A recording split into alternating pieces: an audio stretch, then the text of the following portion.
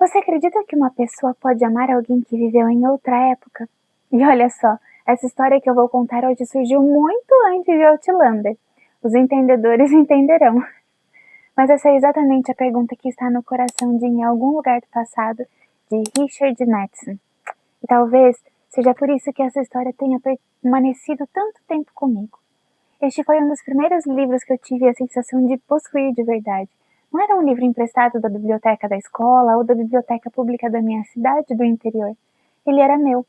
E para ser honesta, eu nem sei como é que foi que ele chegou lá em casa.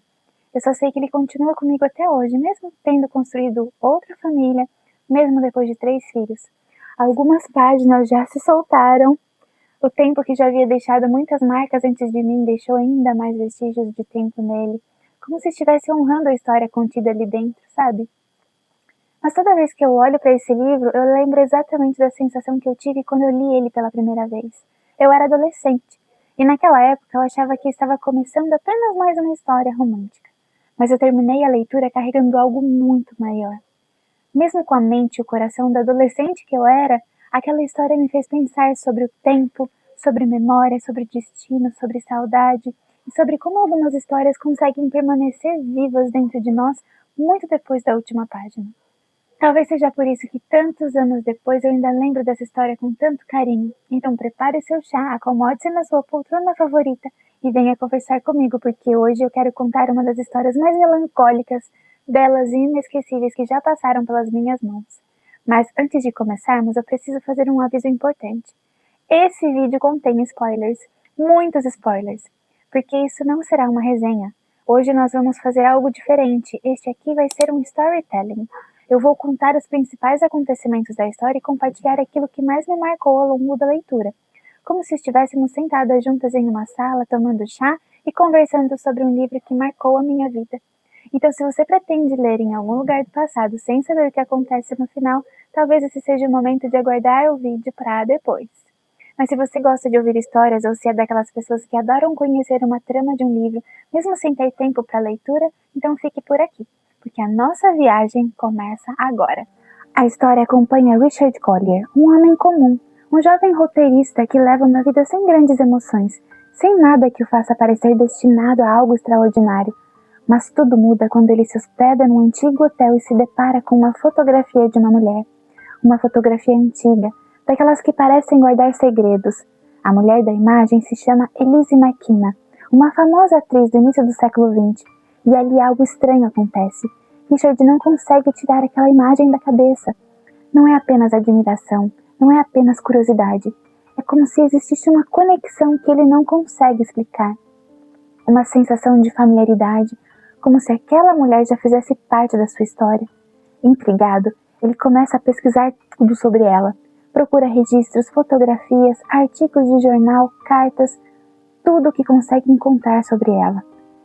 E quanto mais coisas ele descobre, mais fascinado ele fica. O que começou como uma simples curiosidade se transforma numa grande obsessão. Richard passa a viver em função daquela busca. Ele quer entender quem foi Elise, como ela viveu, o que ela pensava, o que ela sentia e principalmente por que ele sentia estar tão ligado a ela de alguma forma. Durante suas pesquisas, Richard descobre algo curioso, uma teoria sobre viagem no tempo através da mente. A ideia é simples e absurda ao mesmo tempo. Se uma pessoa conseguir acreditar profundamente que ela pertence a outra época, eliminando todos os vestígios do presente ao seu redor, talvez ela consiga atravessar as barreiras do tempo. Não existem máquinas, não existem invenções futuristas, apenas concentração absoluta, convicção e muito desejo. A maioria das pessoas provavelmente descartaria essa teoria imediatamente, né? Mas Richard já tinha ido longe demais para desistir. Então ele decide tentar. Aluga um quarto. Remove tudo que possa lembrá-lo do presente. Cerca-se de objetos da época de Elise, roupas, fotografias, moedas antigas, documentos e passa dias mergulhado naquela realidade. Até que algo extraordinário acontece. Richard consegue, ele desperta no passado. De repente, tudo ao seu redor mudou. As roupas das pessoas, os costumes, a arquitetura, as carruagens, as vozes, o mundo inteiro parece ter voltado algumas décadas no tempo. E em algum lugar daquele cenário ele sabe que Elise está. Quando ele finalmente a encontra, Richard percebe que ela é muito mais do que a imagem idealizada que ele carregava na sua mente. Ela era uma mulher real, talentosa, inteligente, sensível, com sonhos, medos e inseguranças, e pouco a pouco surge entre eles uma conexão profunda. Mas o relacionamento não acontece sem obstáculos.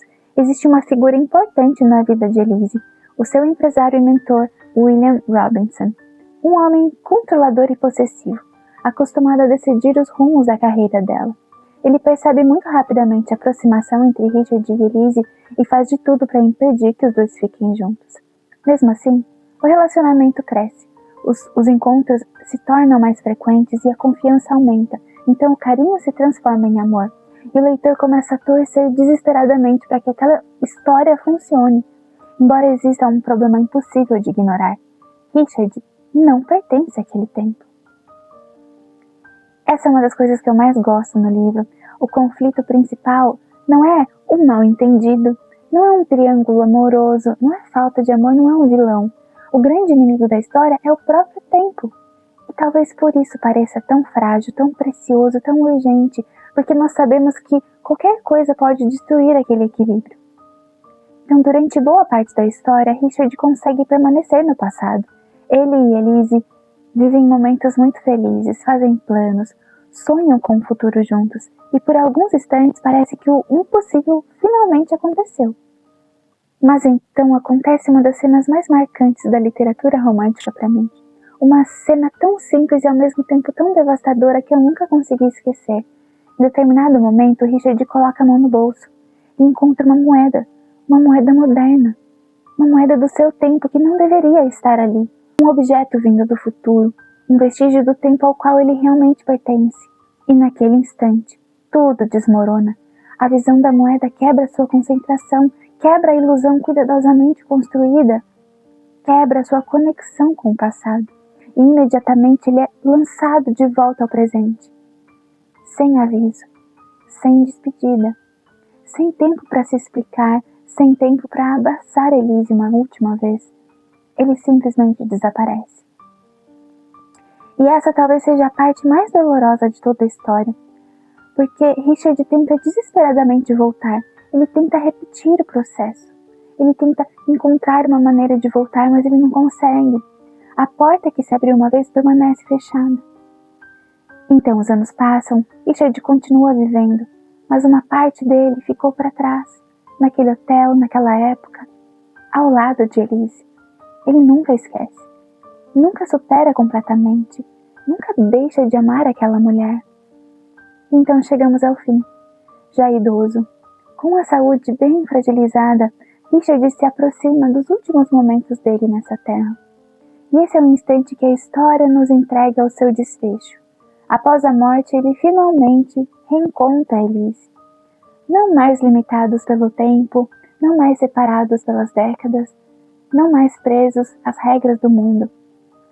Os dois finalmente estão juntos, e é um final que sempre me pareceu ao mesmo tempo triste e belo, porque existe perda, existe saudade, existe sofrimento, separação, mas também existe esperança. Quando eu reli esse livro, anos depois, eu percebi algo que não havia entendido completamente na minha adolescência. Eu achava que essa era uma história sobre viagem no tempo. Hoje eu acredito que ela é uma história sobre saudade, sobre aquilo que permanece, sobre pessoas que deixam marcas tão profundas que continuam caminhando conosco, mesmo quando não estamos mais presentes. O que mais me emocionou durante a leitura não foi a viagem no tempo, nem os elementos fantásticos, foi a sensação constante de fragilidade, a impressão de que aqueles momentos eram preciosos justamente porque podiam acabar a qualquer instante. E talvez seja isso que torna a história tão dolorosamente bonita, porque a vida também é assim. Nenhum momento é permanente, nenhuma fase dura para sempre, nenhuma pessoa permanece conosco para sempre. E talvez por isso devêssemos prestar mais atenção aos instantes que estamos vivendo agora. Existe algo que sempre me emociona quando eu olho para esse exemplar da minha estante. As páginas estão gastas, O livro envelheceu, eu envelheci, muita coisa mudou desde a primeira vez que eu li, mas a sensação continua ali, como acontece com alguns lugares especiais da nossa vida. E, se eu tivesse que resumir em algum lugar do passado em uma única frase, diria que essa é uma história sobre amor, tempo e memória, mas principalmente sobre aquelas histórias raras que terminam na última página e ainda assim nunca nos abandonam. E talvez esse seja o maior elogio para um livro, que ele termine, mas permaneça. Muito obrigada por compartilhar essa história comigo e agora eu quero saber, você acredita que o amor pode atravessar o tempo? Me conte aqui nos comentários. Deus abençoe muito você, um grande, grande beijo e até o próximo vídeo.